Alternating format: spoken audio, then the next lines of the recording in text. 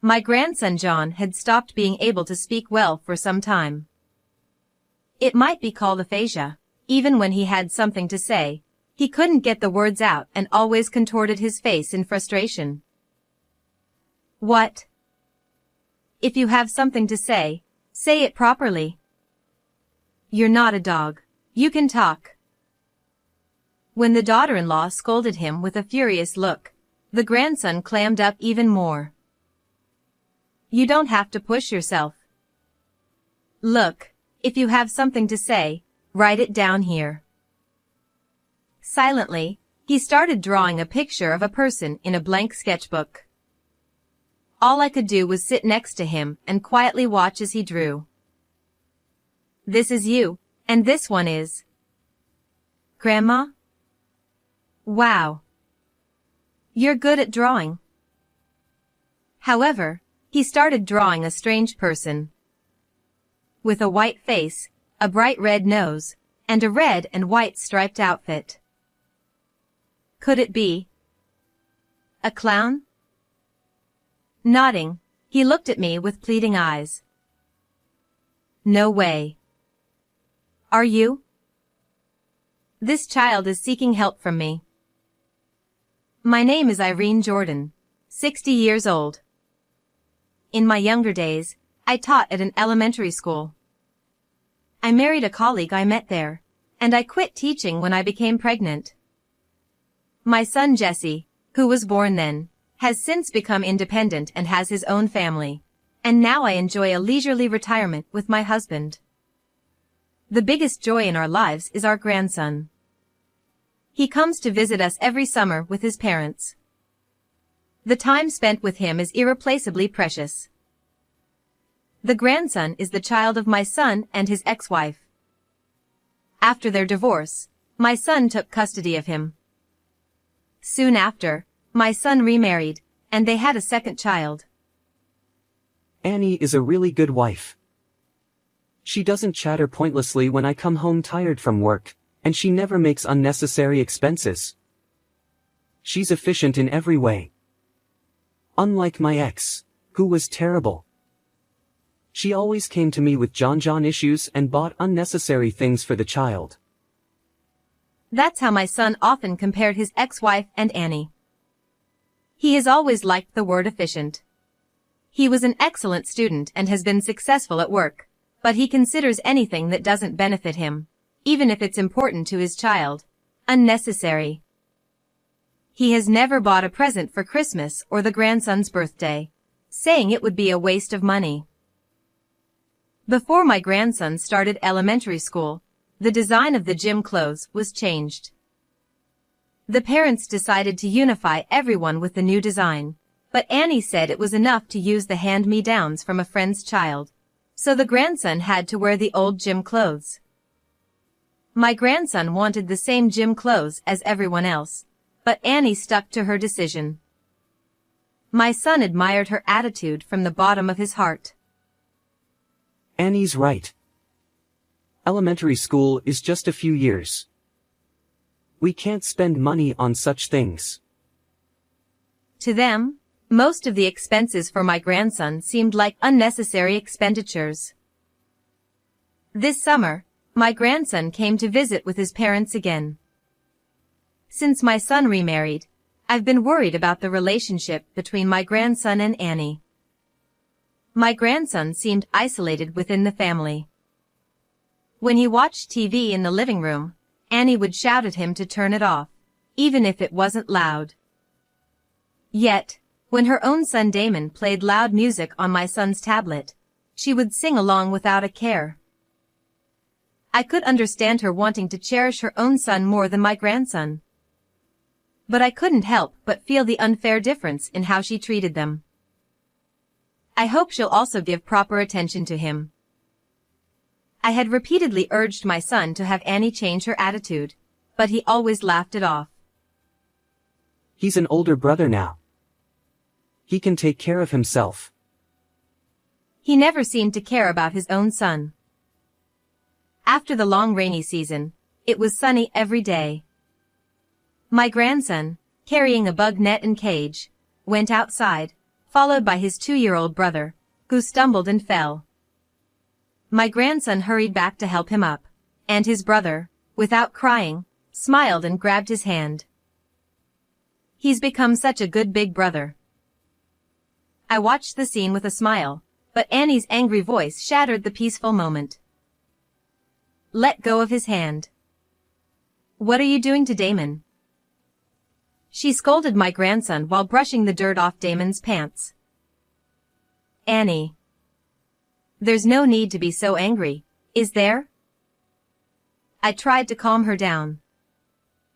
Kids should play outside and get their clothes dirty. It helps them grow. My son came over and looked down at me coldly. This is a family matter. Stay out of it, Mom. Did you get your clothes dirty again? Washing them costs money, you know. We'll have to charge you for it later. It's exaggerated. Being too strict on children is unfair. Look, he's so scared.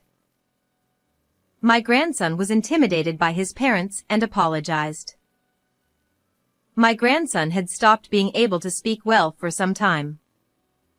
It might be called aphasia. Even when he had something to say, he couldn't get the words out and always contorted his face in frustration. What? If you have something to say it properly. You're not a dog. You can talk. When Annie scolded him with a furious look, he clammed up even more. You don't have to push yourself. Look, if you have something to say, write it down here. I handed him paper and a pencil. Writing down his thoughts allowed him to communicate when he couldn't speak. But lately, he would throw the pencil away, avoiding even writing when they were around. His speech problems began shortly after my son remarried. What's wrong? He was so cheerful and talkative when he was little. It's because you spoiled him too much. If he can't talk properly by now, he won't be useful in society. He laughed, blaming me for his speech issues. Actually, I've been thinking. I voiced my concern about my grandson. Maybe he should be examined by a specialist. Do you know how much that would cost? I won't spend a cent on that. Yes. If he's not confirmed to be ill, it's a waste of time and money. Predictably, they rejected my suggestion. You can't know if it's a waste unless he's properly diagnosed. Maybe a specialist could find a way to help. I tried to persuade them. It might be a developmental disorder. Haven't you heard about it on TV? My son waved his hand dismissively. It's useless. This kid has always been useless. Taking him to the hospital won't change anything. He turned to my grandson. Hey, even Damon is starting to talk. Learn from your brother and speak properly. He messed up my grandson's hair and said, Don't be a burden to us. My son and daughter-in-law didn't understand my concerns. Annie was completely devoted to her child, leaving no room in her heart for John. When John approached the baby with a smile, Don't touch him with your dirty hands. Go away. She shooed John away as if he were a stray dog. Annie, I understand your love for the baby, but you should also be kind to John. The baby is John's brother, and he surely finds him adorable too. Don't compare the worthless John with the baby. She glared at me with a sigh. Worthless. There's no need to say it like that. If the baby gets negatively influenced by John, will you take responsibility? If this child's future is ruined, it will be because of John and you. Stop interfering with my parenting. Also, ask my permission before you speak to the baby. I chuckled at her exaggerated words, but she replied with a serious expression. I'm not joking. I truly believe your presence has a bad influence on the children. My sadness choked me, and I couldn't say anything in return. If you chat with someone as irresponsible as her, you'll end up a failure like your brother. With that, Annie took the baby and went somewhere.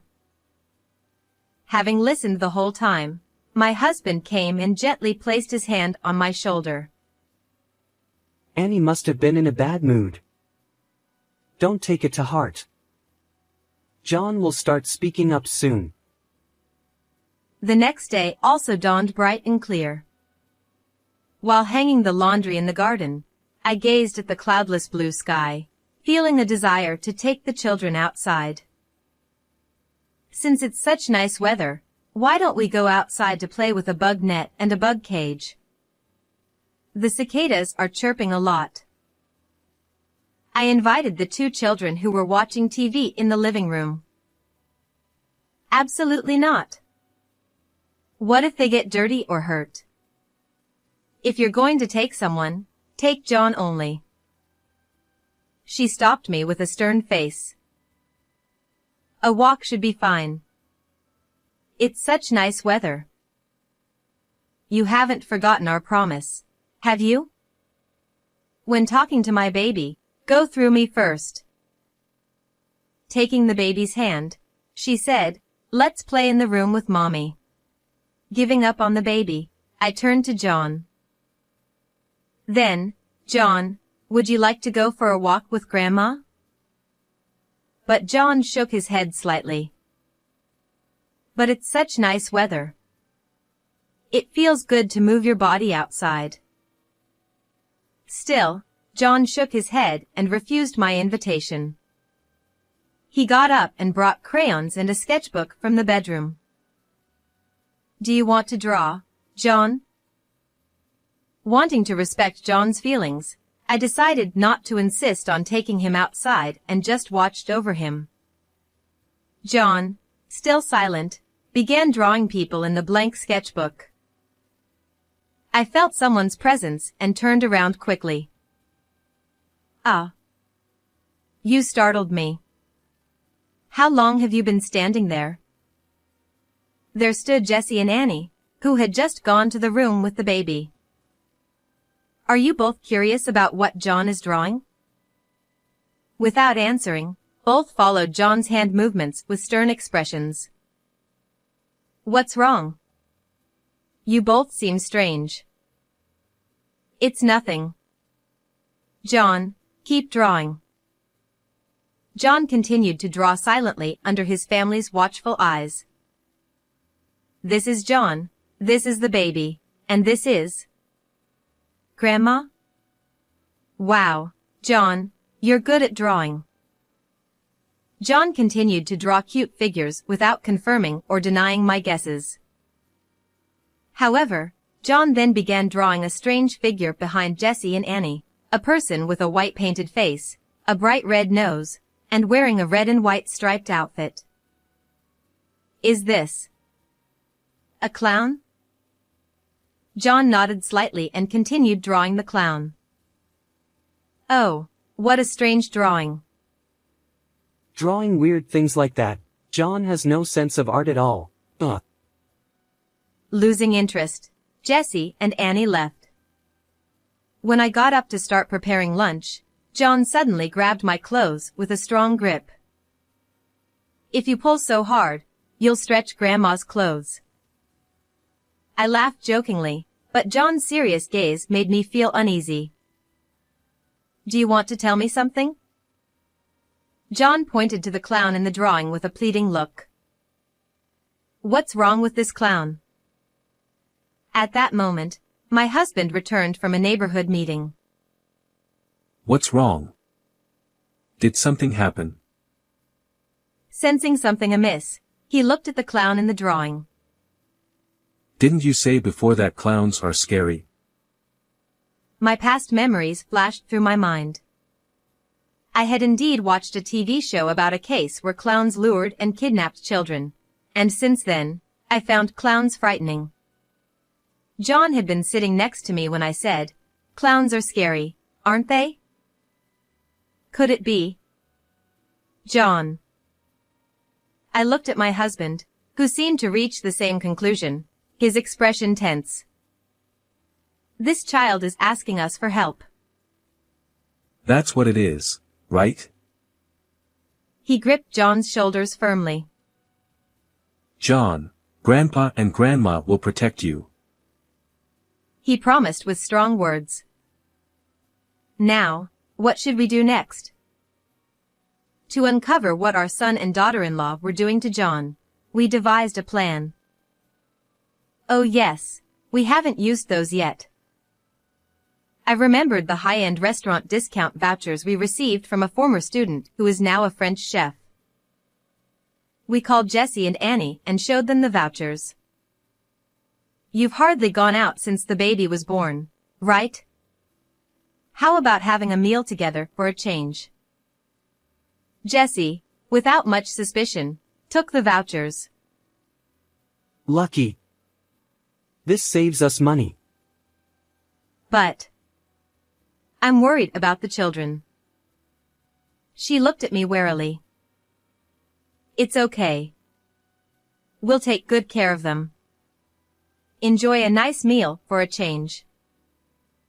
But the baby is only 2 years old. I need to be with him. Annie didn't like me getting close to the baby. Jessie patted her shoulder.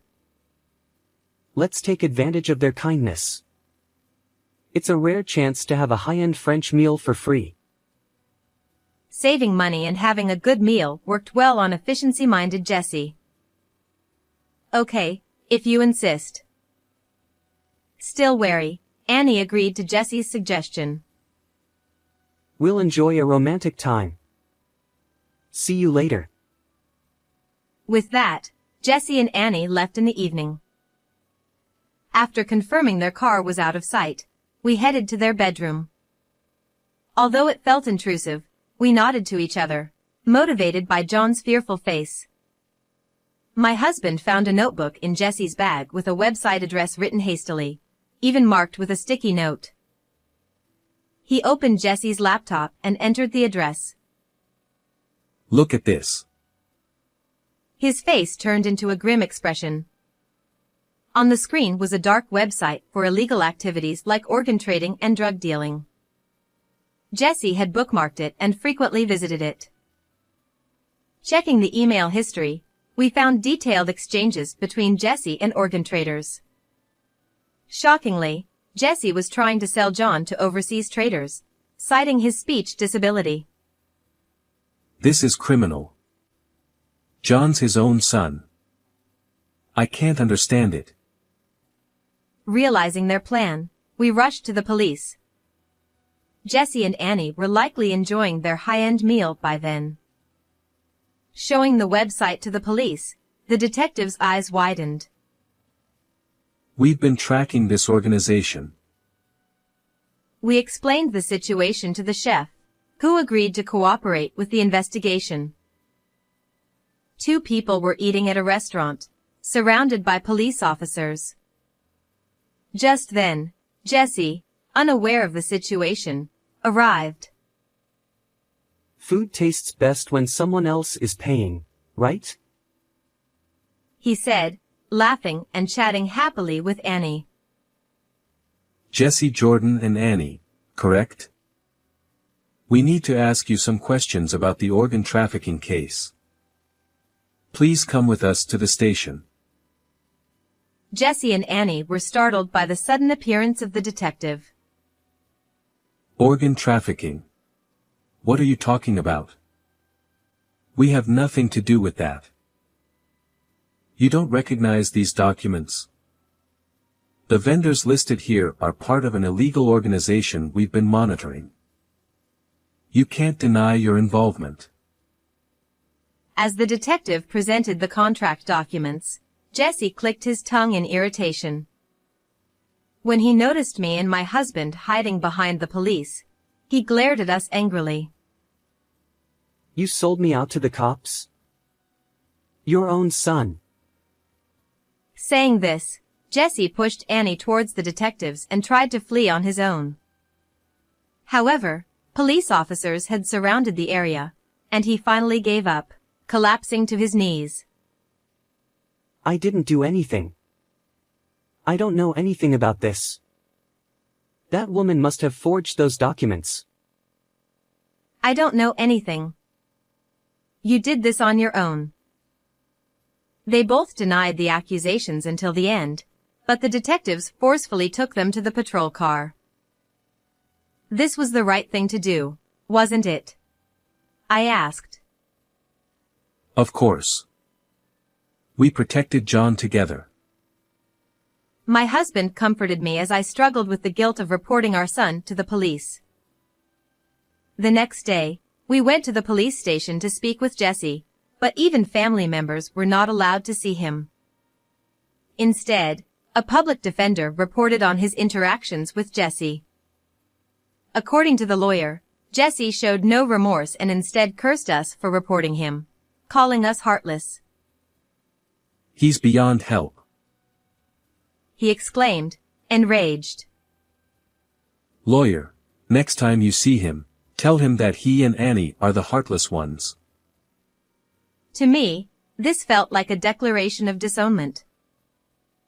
We had another matter to address, getting a specialist to examine John's aphasia. Despite my repeated requests, neither Jesse nor Annie had taken it seriously. But we couldn't leave John untreated. I took John to a general hospital with a pediatric psychiatric department. The diagnosis was that John's aphasia was likely caused by accumulated emotional distress. You see. As he interacted with the psychiatrist, John slowly started to speak. According to John, Annie's harassment began right after she became pregnant with Damon. After giving birth, she constantly treated John as a nuisance. At first, she ignored him, but when he tried to play with Damon as he got older, she yelled at him to stay away. Though John could endure it a few times, daily mistreatment made him fearful of Annie. The only person who could have saved him, Jesse, ignored his son's growing isolation, instead siding with Annie to push John away. Jesse often told John he was useless and unwanted, driving him further into isolation. Among the evidence seized from Jesse and Annie's home, police found a diary Jesse had kept. It revealed that Jesse not only ignored John but also considered selling his organs to help their finances. When I heard this from the detective, I was so shocked that I couldn't eat or sleep that night. It was Annie who first suggested the idea of organ trafficking. Jesse told his lawyer that he wouldn't have considered selling his son if Annie hadn't suggested it. To them, John was nothing but a burden. They likely saw expenses for his education and counseling as a waste of money. What a disgrace. Putting their own profit above their child's future. As a father, I'm ashamed. No matter the circumstances, wrongdoing against one's own child is unforgivable. Lawyer, make sure you tell him that. The lawyer, who had a daughter himself, sympathetically agreed to relay the message. Where did we go wrong in raising our child? I wondered. Each new revelation from the police and lawyers made me feel more powerless as a mother. It's too late for regrets. All we can do now is ensure our grandchildren's happiness. You're right. I couldn't find any other words to say. Later, Jesse and Annie were arrested for violating the organ transplant law, along with the brokers and their entire organization. We don't know what sentences our son and his wife will receive. Even if they get out early, living a normal life again will be difficult. They likely won't see their children again, and even if they want to, we won't allow it. My husband and I vowed to raise our grandchildren ourselves. The incident involving our son and his wife was widely reported in the media, and our local community was well aware of our situation. Despite this, no one gossiped about us. Instead, they showed great affection towards John and Damon. An elderly couple next door often brought us vegetables from their garden, saying, "Give these to the kids." They even invited the children to help with the harvest sometimes. Thanks to the community's kindness, John's trauma began to heal, and his aphasia gradually improved. Hey, Damon. I'll catch a big beetle for you today. Wait for me, big brother. I want to come too. During summer vacations, the two would often go play in the woods. Damon, free from Annie's skewed upbringing, grew up to be a kind child, much to our relief. Though I still felt the lingering regret of failing to raise Jessie properly, watching my grandchildren grow gave me and my husband hope. 10 years have passed since then, and John is now a high school student. Human trafficking is still rampant around the world, with many children falling victim to greedy adults. This isn't just a distant issue, it happens right here in the US, close to home. I was lucky to be saved by my grandparents. Now, I want to extend a helping hand to other children. Please, let's not turn a blind eye to this sad reality. Let's fight it together. On weekends, John engages in volunteer activities, researching and writing articles about human trafficking and giving talks at community centers. I had a valuable experience, and I want to use it to save innocent children. I believe it's my mission. He spoke to me with a determined look in his eyes. John aspires to be a journalist and often debates passionately with my husband about news and current events. Grandpa, you need a broader perspective to change the world. Yeah, you're right, you are more knowledgeable and eloquent than I am these days.